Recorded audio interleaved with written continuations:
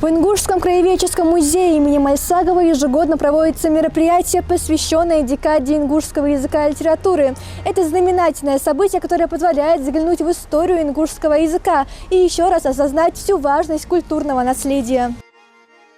Сейчас в музее проходит выставка под названием «Ингушский язык – это душа народа». Это не просто экспозиция, а настоящий мост между прошлым, настоящим и будущим ингушской литературы. На выставке представлены редкие книги ингушских авторов, старинные литературные журналы, первые буквари, изданные в 1928, 1929 и 1938 годах на латинице в Орджоникидзе и Грозном. Здесь же можно увидеть фотографии известных писателей и поэтов, чей вклад в развитие ингушской литературы невозможно переоценить.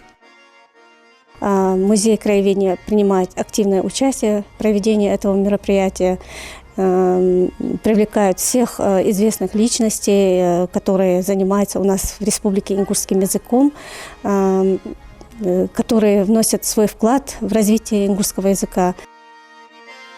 Многие гости мероприятия высказались о важности ингушского языка, подчеркнув, что его сохранение – это ответственность каждого.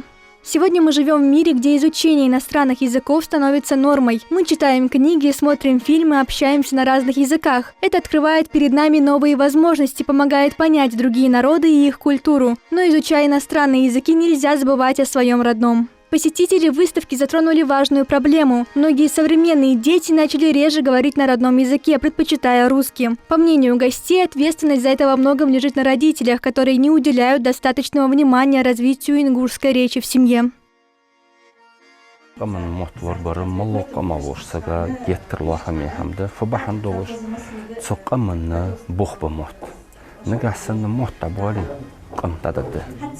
Мохта лебватсиш, мохта абватсиш, фудитис, биришца, сбутспис, хан буспис, бохкашар буспис, держнануш буспис, бохкашнаха буспис. Тахана бохкашнаха бириште егер бусим геттер жаляг бенер, нагасанвай измет болбой, алгай меттелцан, холи дозелиш, чеца, шедуцер, швейдуци, тахка цан из мохта дика хамлуба. И тем не менее, в противовес вышесказанному, среди подрастающего поколения достаточно и тех, кто ратует за сохранение ингушского языка. Об этом можно судить по количеству детей, принимавших участие в этом мероприятии в качестве чтецов и исполнителей песен на родном языке.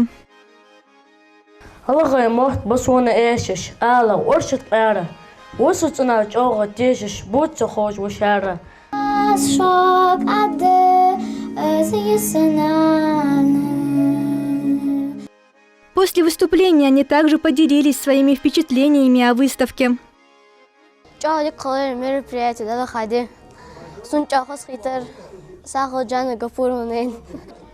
мероприятии я много чего нового узнала. Например, я узнала то, что как важен наш ингушский язык.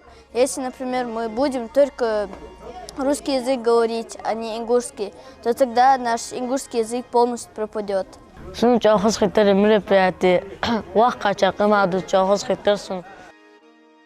Выставка музея краеведения продлится до 25 февраля, и у всех желающих есть возможность прикоснуться к литературному наследию ингушского народа, узнать больше о его истории и познакомиться с редкими изданиями.